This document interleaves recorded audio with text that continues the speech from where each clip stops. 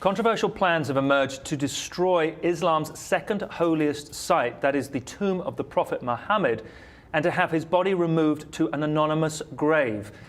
His resting place in Medina, Saudi Arabia, is visited by millions of pilgrims every year and is seen as the second holiest site, second only to Kaaba, the famous black cube building in Mecca. But it has emerged that a Saudi Arabian academic has put forward contentious plans to remove his body on the grounds that worshipping his grave constitutes idolatry, which is banned by the religion. Now, Mark, not only do they want to remove his body and put it in an anonymous grave, but they also want to destroy the Green Dome, the famous Green Dome that houses, or that's the roof of the building in which it's housed, and a number of the buildings around it. What kind of support does he have here, do you suppose?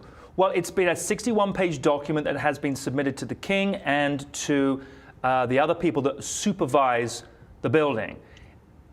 Here's what Dr. Alawi, director of the Islamic Heritage Research Foundation, has to say about it. Quotes, "People visit the chambers, which are the rooms where the Prophet's family lived, and turn towards the burial chamber to pray.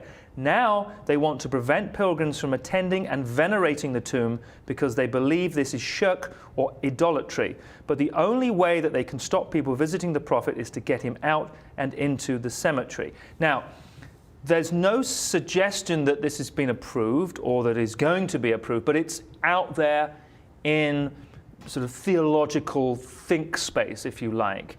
And this is coming from a particular hardline Sunni aspect or interpretation of the religion, as I said, which is very, very tough on idolatry. Now, all of this you may just sort of dismiss and say, well, it's just an aspect and it's one way of thinking. However, you have to bear in mind or remember that not so long ago, or very, very recently, there was a report that up to 95% of the surrounding buildings, the heritage buildings, some of them 1,000 years and more than 1,000 years old, surrounding Mecca, have actually been destroyed. Now, this was something that was kept very, very quiet, or has continued to be very, very quietly kept secret by the Saudi Arabian government. But 95%, apparently, according to certain sources, of buildings surrounding Mecca have been destroyed. The reasons for that are to build hotels and shopping malls to accommodate all of the pilgrims and the visitors that come every year on their pilgrimage. So it has my point being, it has a precedent. So the government is not averse to destroying heritage buildings and to destroying things that otherwise would be deeply associated with the faith.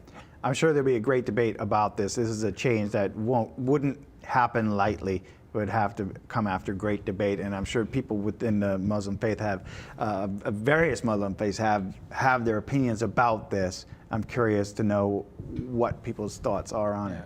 I mean, certainly it would cause a huge rift, a huge sectarian rift as well. As I said, this is an extreme Sunni, or not extreme, I have to use my words carefully. This is a sort of hard-line interpretation of Sunni theology and theocracy, which does have support because King Abdullah himself is part of this, subscribes or is part of that particular way of interpreting the Sunni and the doctrine. So again, there is that sense that, listen, it's not going to happen tomorrow, but it is out there, and someone's proposed, a well-respected academic has proposed and submitted this document.